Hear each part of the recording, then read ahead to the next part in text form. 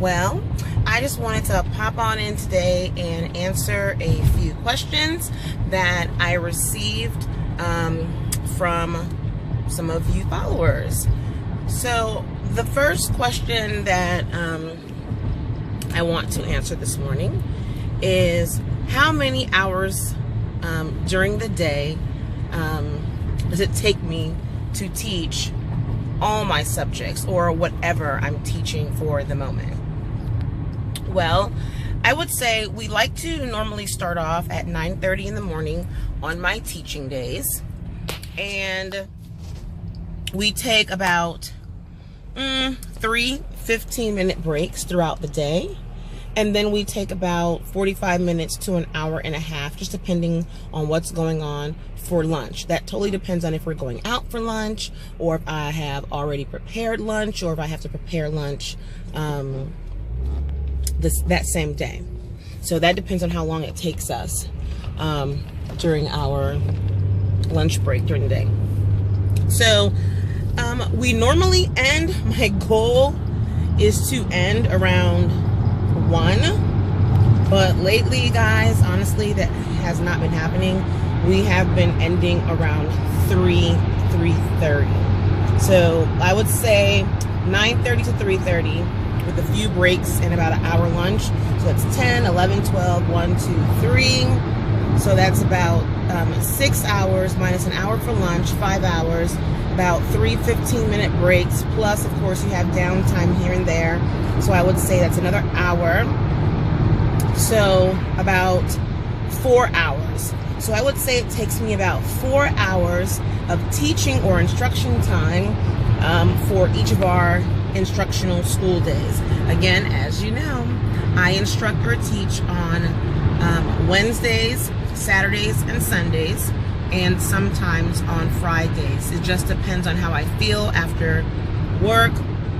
It depends on if I need to reteach anything. It depends on if he needs assistance or we need to go over any type of corrections before he does the next assignment on the board or in his agenda.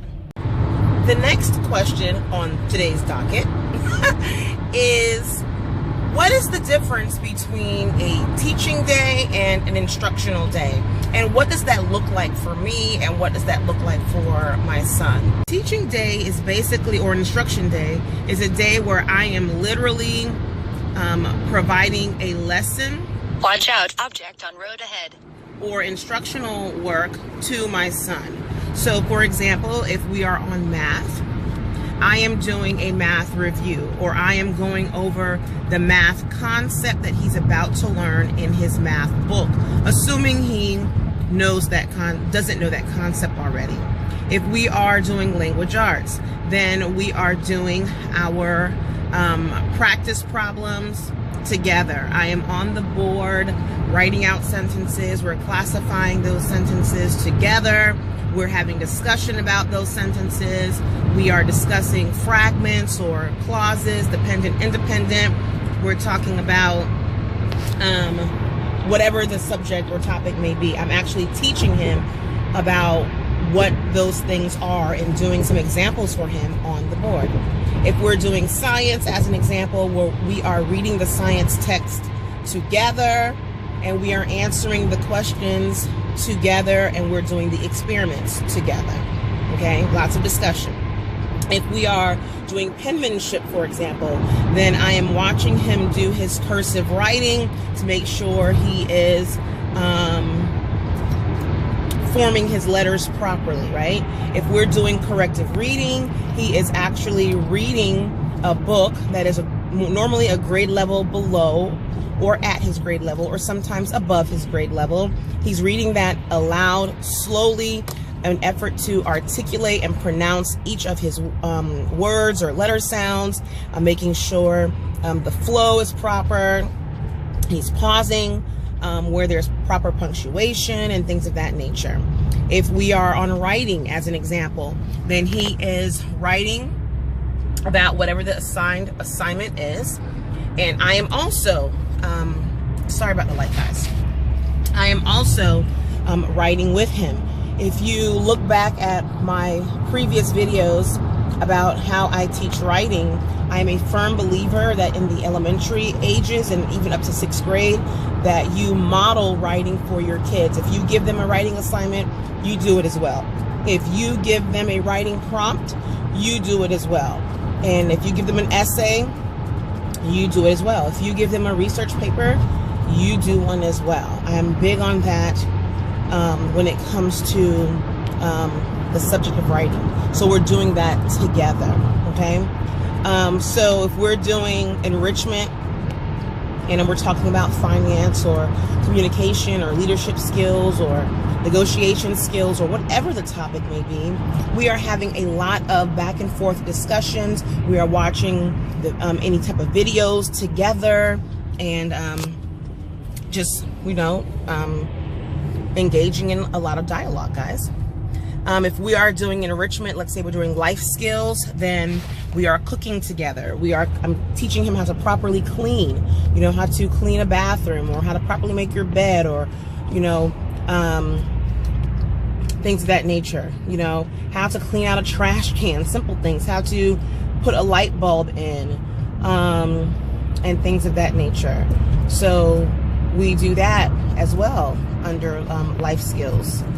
So to answer your question, teaching days are the days in which I am literally I'm physically in front of him. I'm literally there throughout the process, modeling behavior, modeling the quality of work that I'm looking for from him. We're doing things together.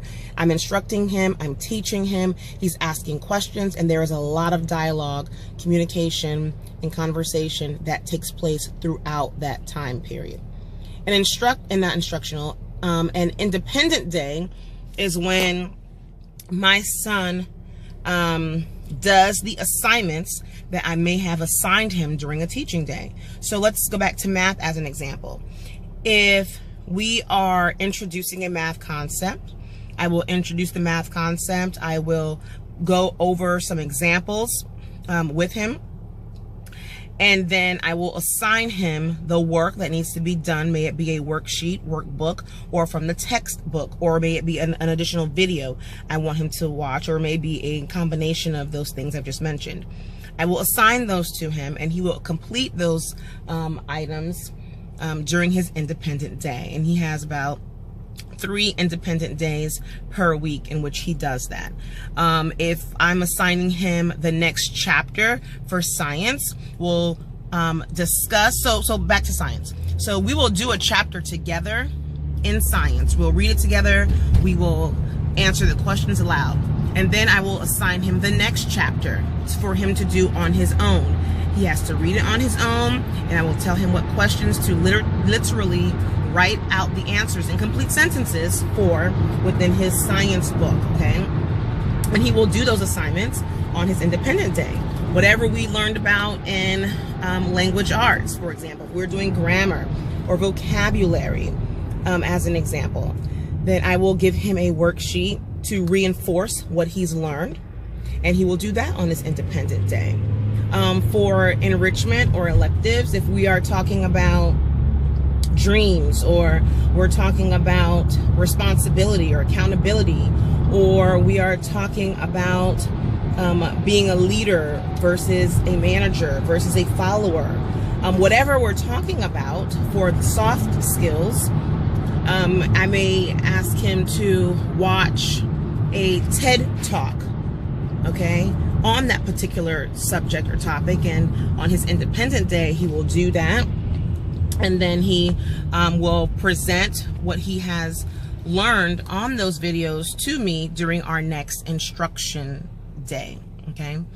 Also on his independent days, on top of the work that I may assign him based on what we have reviewed or gone over during the instruction days, he also has recurring independent day assignments. He has to read aloud. He has to read his independent books, minimum of 30 minutes per day. He has to read 2 chapters of Life of Fred on each of his independent days. He has to do geography on his independent days, and he's doing these independently by himself without assistance from me, okay? He has to go over math facts on his independent days.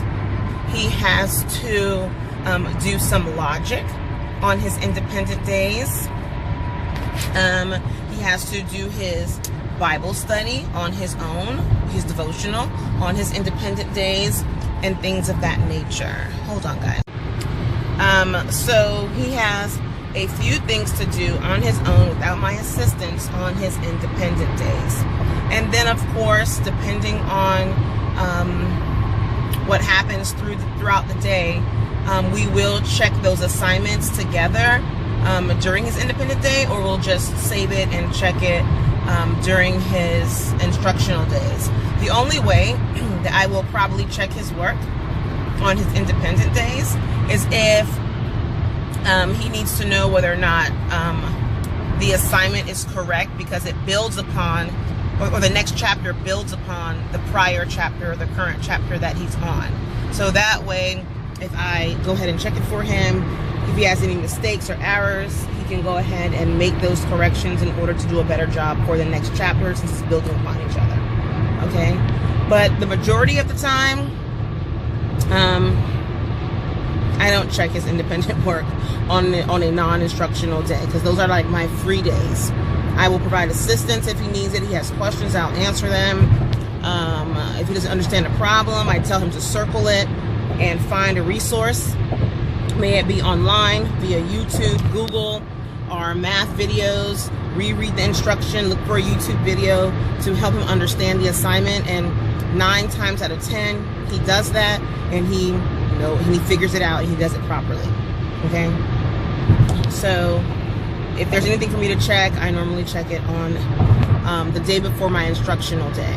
Okay, and then we go over it on, I think like on Wednesdays, we take that time to review all of his work, make corrections, and he gets a second attempt to redo the assignment. If he gets more than, if he gets 2 or more wrong, he has to go ahead and attempt to redo that.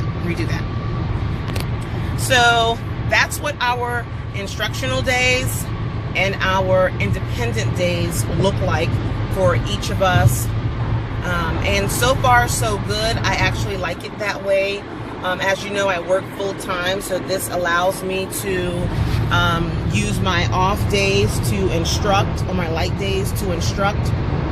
And on the days in which I am at work, it offers him an opportunity to complete assignments. And it helps him become a lot more independent, guys.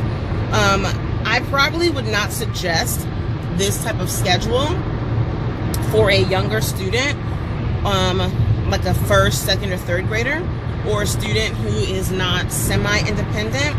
But it's a great approach for, I would say, a 4th grader and up, to prepare them to be completely independent in the early stages of middle school, like maybe 7th grade, and even 9th grade. Get them to the point where they're completely independent. They're able to do their work on their own, watch videos on their own, research whatever the topic or subject may be, in order for them to figure out how to do a problem, so that they're not solely dependent on you asking you, how do I do this? I need help. That's cool. In 1 mile, turn right to red light, camera reported. That's cool. I know you need help. I understand it. However, have you used other resources that are readily available for you online, or through videos, or through other sources to help you figure it out? If you haven't, let's go that route first. Let's exhaust all your resources, for I am not your first line of defense when it comes to figuring something out. I am your last resort. So if I'm your last resort, that means you have tried your best to utilize every possible outlet to understand what you are currently confused about. And if you are still confused, or you don't know how to do it, then I will come in and I will help you research outlets to provide clarity. And if that's not working, I'll go ahead and I will provide whatever assistance you need on paper, on the board, or whatever, to help you better understand the concept so you can get through the problem. So it's a little frustrating for the child to do that, but it teaches them independence. It teaches them how to be accountable for their own work, responsible for their own work, teaches them how to research and it teaches them how to figure things out and not depend on anyone for understanding any particular subject or topic, and trying to get an understanding of those things on their own before asking for the answers from someone else. Okay, so I hope that answers your questions. And if you have any additional questions for me, leave them in the comment box below, and I'll be sure to get back to you as soon as possible. If I notice that I'm getting a lot of the same or recurring questions, I will pop up on video and answer those for you. If it's just onesies or twosies, I'll go ahead and respond to you as soon as I can, but it's usually within a few days or so. But as always, be blessed and make it a great day.